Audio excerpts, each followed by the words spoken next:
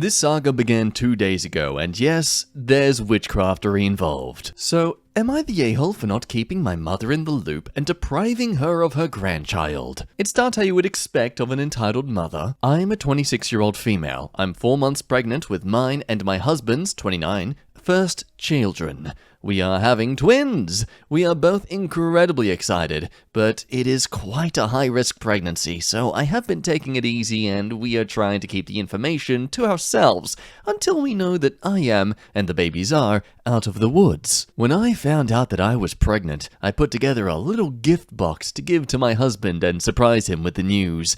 I put silly little things in the box, like a World's Best Dad mug, a baby gown, and a baby book to track all the firsts. At the time, I did not know that I was having twins, so there was just one of everything in the box. The plan was that I would gift my husband the box when he arrived home from work and tell him that we are expecting. Everything went off without a hitch and my husband was beside himself.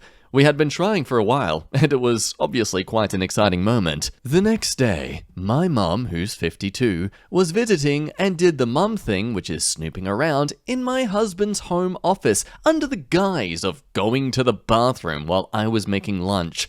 She saw the box and all the contents and came flying out of the office like a bat out of hell, telling me that my husband was having an affair, baby, because he had a secret dad box. So something tells me your mother sees the worst in your husband? At first I was so confused, but eventually cleared it up that I had made the box because my husband and I were expecting. My mom was so excited and immediately tried to phone her best friend to tell her the news.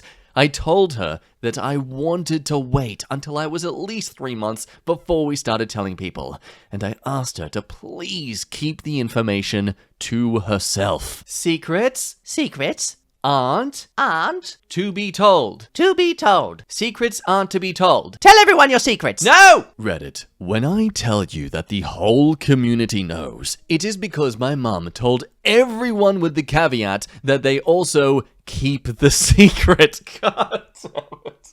I don't think your mother knows how secrets work. It is like middle school, and it is driving me crazy. Now my mum is bugging me about information from doctor's appointments, and I have not told her a word.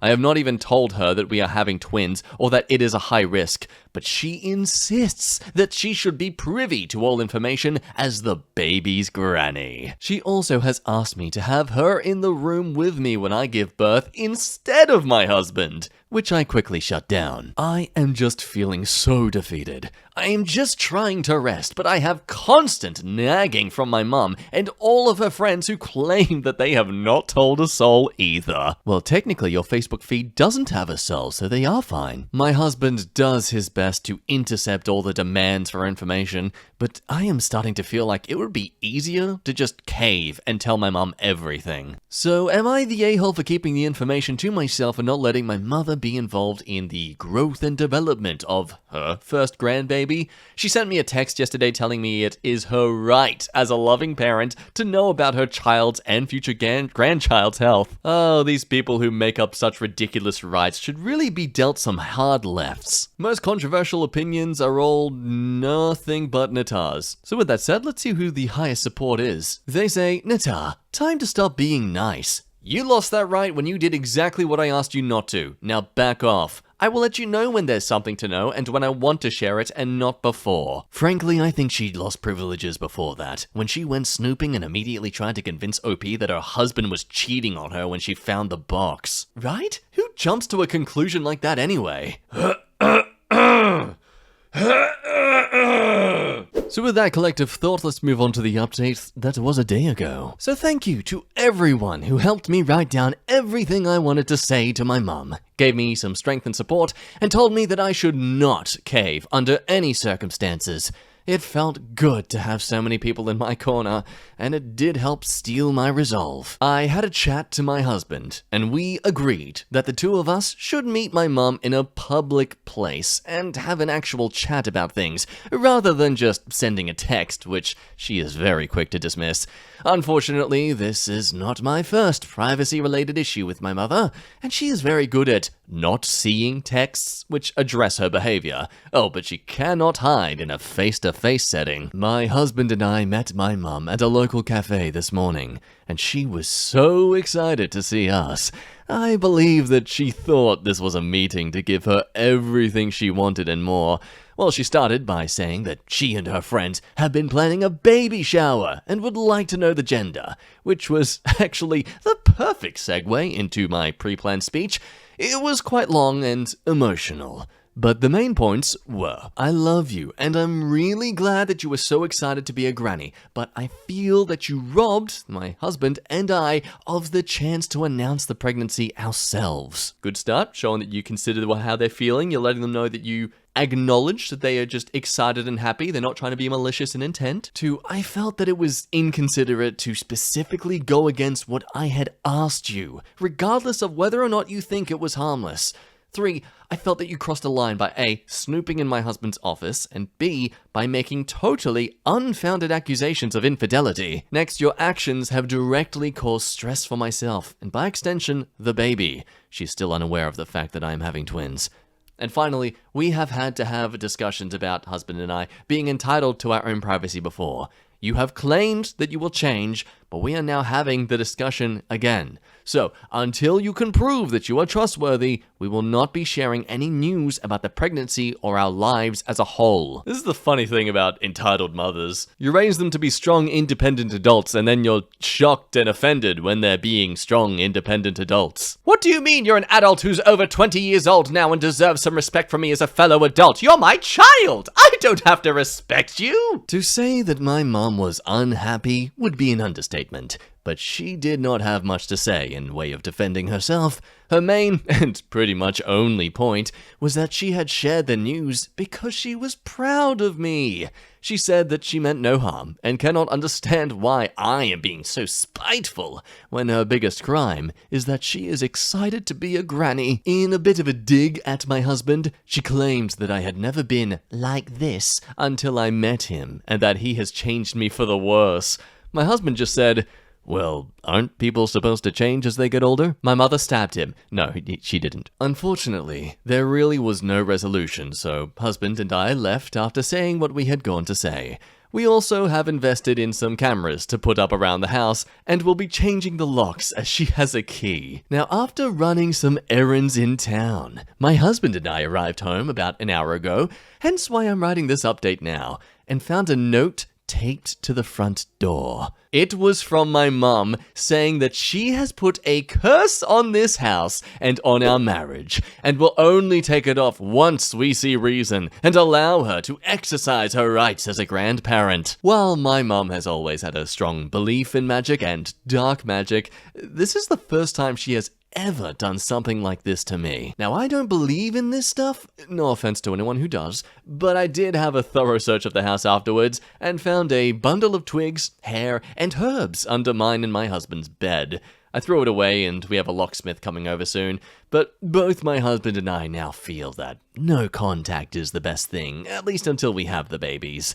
Wish us luck! How can I persuade my daughter to invite me into her pregnancy journey? Maybe I could take note of the boundaries she's mentioned. No, I shall poop under her bed! As the comments say, so okay, this wonderful mother wants to persuade you that she's great and safe to be around in all this by making threats. Doesn't matter if you don't believe in this black magic frickery, she does. This is intention to cause harm, be it psychologically or physically. From Banana Phone here, if she believes in magic, she should also understand that casting spells to cause bodily harm is like a big no-no. Now, I don't believe in it, but I read a lot about it when I was younger. Okay, I went through a phase. And that's like one of the first things mentioned. First, do no harm. So she's pretty bad at the whole being a witch thing. In reality, those cameras and freshly changed locks are the best protection spell you need from her. And maybe if she's that detached from reality, some stiff bars on your window. To be frank, I don't think this is a no contact that's going to be temporary. I think it's going to last for much longer beyond the birthing of your kids. By the way, congratulations. Hope you and the children make it through healthy and wonderfully. And I hope your mother-in-law gets therapy. Over to a twisted relationship from True Off My Chest. My ex-girlfriend has turned our breakup into a nightmare scenario. So, for some context, I, male 20, and my now ex-girlfriend, who's 19, were together throughout our first year of college. It was almost like a dream. We had our ups and downs, but for the first time since my first love died several years ago in a car accident, I was really, really happy. I'm more of a stubborn guy, and she's very much an anxious people pleaser, but we balanced each other out and loved each other. Fast forward about a year, we have a day together before we move in, a sushi bar date, and some quality time together at her house with cuddles and watching our new show together. On the day we both planned to help each other move in for our next semester, she tells me we need to talk. I call her, and she breaks up with me over the phone. I'm naturally pretty devastated. I took some time at home and moved in later. During this time, our entire friend group ditched me and sided with her because in their minds, I was stubborn enough to where I'd be okay.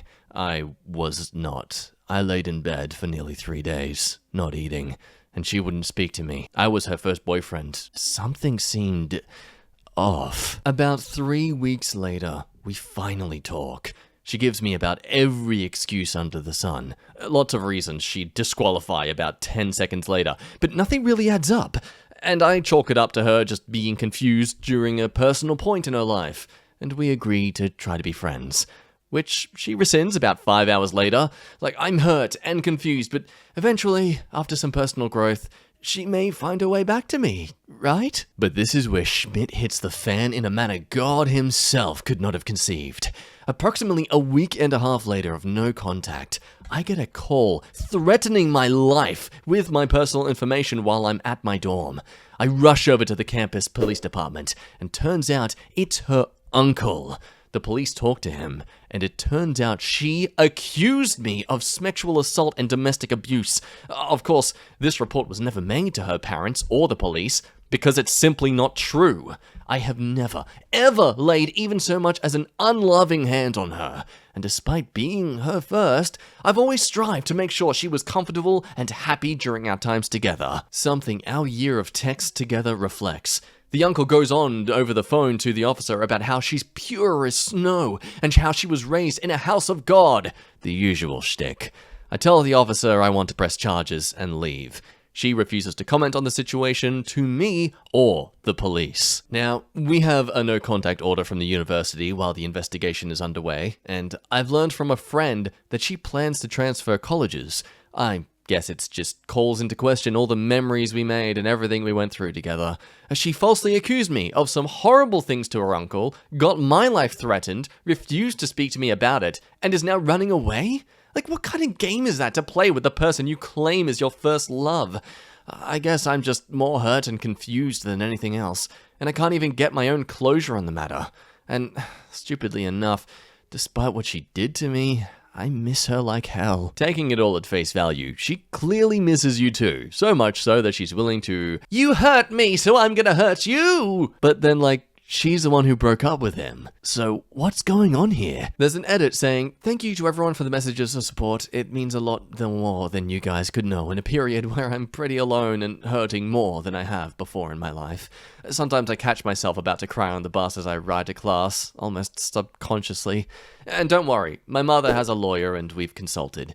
I also spoke to the campus PD, so I have my bases covered on a legal front if she tries to file a report. It'd be her word against my mountain of textual evidence.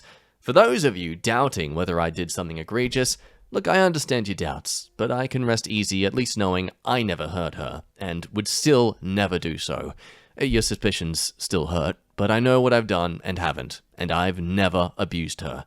Even now, I still love her. Foolish as it might be, I'm trying to move on from that feeling, but it's still incredibly raw in my heart. A great analogy I've heard regarding heartbreak is, well, for one, your brain treats such pain as similar to breaking a leg. It's why often the best way to get over someone or to, deal with that pain is to rest. Of course, it being psychological too, you don't necessarily need to lie in bed all day, but just whatever you find is a thing that gives you that experience of resting, then yeah, do that. Treat yourself like you are recovering from a physical injury. And also, your heartbreak's not going to go within a day. Think of it like a box, and there's a little ball in that box. And every now and then, it bangs against one of the walls of the box. That ball is the heartbreak, and the walls are basically you remembering that experience. When the heartbreak is fresh, the ball's huge, and it's hitting those walls almost constantly. But over time, it gets smaller and smaller. And it's still gonna hit those walls every now and again, but it's also eventually gonna feel like nothing more than a light tap. How do you get it to that state faster? I don't know. You figure it out. I don't know. Comments have an interesting theory to this all, though. So the family knows she's sexually active. She pulls a weird 180 and is transferring to another college. I honestly wouldn't be surprised if she was pregnant, given the set of circumstances and her family's ultra-religious views. If she's trying to justify premarital sex to them, "Oh, he assaulted me," and avoid being pressured into getting married because she's preggo, "I can't marry the father, he's abusive to me," it's about the only logical scenario I can imagine. Now, I kind of think when it comes to these sort of theories, so collectively we agree, accusing someone of assault when it never happened, a person doing that is absolute scum, specifically when it's clear that they haven't done it, is what I'm saying. But then for how long do we consider that to be the collective thought on that scenario, until we also need to acknowledge that accusing someone of faking this accusation, like, is that not equally scummy? Don't get me wrong, I'm not saying this comment here is a huge problem, but I don't know, just something we should try to keep on our toes about. I think the best fix to such a scenario is just to make sure you have proof you are the person you say you are. Keeping on that idea though, where she was in a terrible situation to begin with, it definitely sounds like the uncle is hyper interested in her purity. It's super creepy. She probably got found out as being active and felt too scared to tell the truth, so she threw you to the wolves. It's super bogus, but it happens a lot with religious girls. Happened to a buddy of mine, almost to a T of how it went down with you, except it was the dad who threatened him. Sorry, OP, that really sucks. Which is an equal thing to consider. I mean, I'm curious for an update of this story as to whether or not it's revealed that, yeah, her hand was forced. Well, probably not the best way to protect herself from her family, but yeah, maybe she's gonna come back years later and just desperately apologize. Hope you look forward to that psychological frickery, sir. On to a more ridiculous tale. I'm a 38 male. I've been cheating on my imaginary girlfriend for 2 years now, recently cut things off with the affair partner, and now she's trying to reveal everything to said girlfriend. How do people do this to themselves? So, 2 years ago, I got into some stupid nonsense. A woman I worked with asked me out on a date, and wanting to be polite, I told her I already had a girlfriend. I didn't. She never really backed off and started flirting more and more with me, and so I began to lie more and create this entire backstory for my relationship. Sometimes, as I explained these things, other coworkers would hear and comment, and pretty soon, my fake relationship was common knowledge. I don't associate with my coworkers outside of work, so nobody can prove anything I say as wrong. Anyway, this woman I work with, the flirtatious one, eventually I get stupid and we start sleeping together. I shouldn't have done this as she seems obsessive and weird, but I am such a loner that I just gave into it. To keep up with my lies, I behave as though I'm having an affair, and can only see her briefly from time to time for kinky times, and that's pretty much it.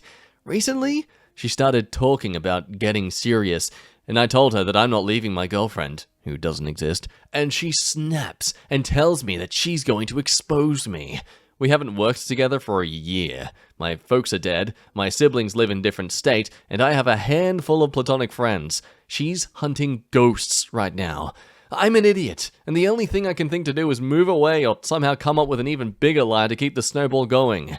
I am a moron. My god, internet trolls have nothing on this man. I am concerned about the red flag here of him saying that he can only see her briefly because he's, having an affair. Ooh. Does feel like you're kind of taking advantage of this woman's interests by only getting what you personally want, rather than what you mutually want. Though, to be fair, she is someone who's pursued a guy who, at first, was saying that he was already in a relationship. So, she's not exactly a victim here as much as someone who's disrespected someone's boundaries to the point where they just gave up because they're, such a loner.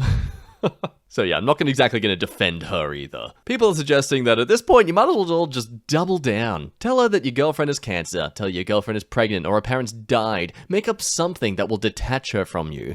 Or, if you want to be rid of her, just ghost her. Seriously, you have nothing to lose. You'd lose my respect. So, technically, they're going to lose something, and that something is pretty valuable. Though as this person comments, yeah, maybe ghosting is necessary if they're not taking no as an answer. but doing your best to ignore the absurdity of this situation. Do tell me how you would go about this. I know it's not an am I the a-hole, but I think we should practice it in this circumstance. I don't think he's an a-hole for being a cheater. I think he's an a-hole for deceiving this woman. But then again, it's not like she was only attracted to him because he had a partner. If anything, it seemed like she didn't care, so I wouldn't say that's the reason. And after all, she's basically been a purposeful homewrecker of sorts. But it also seems like she's been used by him just to fulfill his loneliness. So let me know what you think down below, and for now, we'll end things there. As always, thank you for watching. Please sure to like and subscribe to support the channel if that is something in your interest. And until next time, you be good, make good choices, drink water, it is good for your skin. And yep, I'll see you next time. Bye-bye.